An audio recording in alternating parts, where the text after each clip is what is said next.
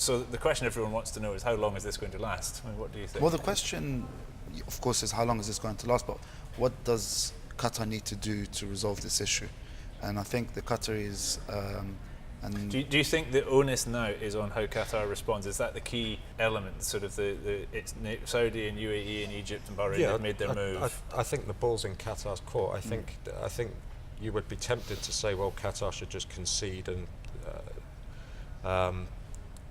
although there haven't been any explicit demands, and take measures to satisfy the concerns of the people that have Saudi, UAE and Egypt in particular, and Bahrain. The dilemma for Qatar is that if they do that straight away, they have to concede everything. So there's probably a strategy that would, like in any negotiation, you don't concede straight away and try and hang on a little bit to see if you can win a little back in your favour. So I think the next few days it's really going to be a little bit of brinkmanship to an extent to see where the sort of balance is going to come in between the 2 points. So Kuwait is taking a mediation role in this.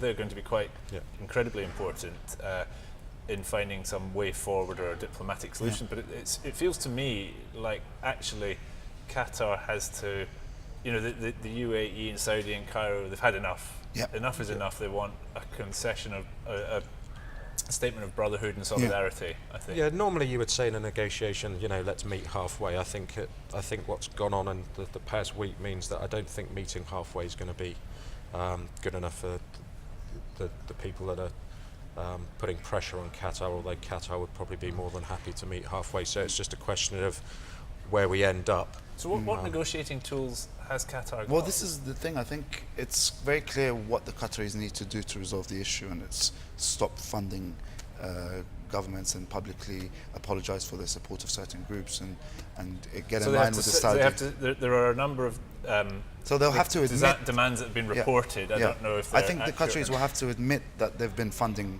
certain groups and then say we will no longer fund these groups. And what about with Iran? And then I think it has to get, really get behind Saudi Arabia and its position on Iran.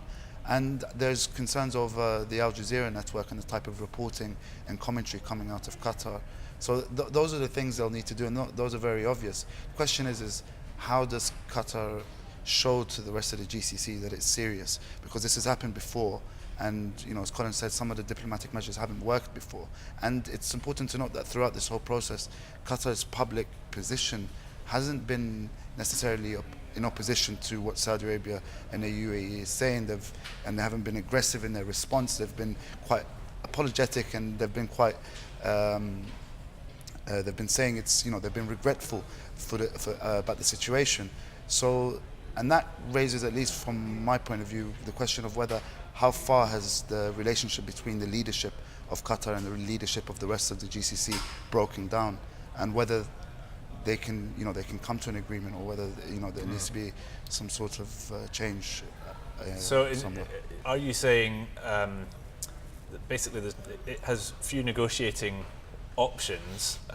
The kind of main objective is presumably they still want to be part of the GCC and part of the integrated security and economic bloc. It doesn't make sense any other way, I think. So it's about saving face now, is it, for them? Could be. So I think if it ends very, very quickly, which I think that period has passed anyway, so it's almost irrelevant, that would be mean Qatar's had to give up too much from a Qatari point of view. If the situation drags on too long, it's going to be more detrimental to Qatar. So I think they would be looking for a fairly prompt resolution.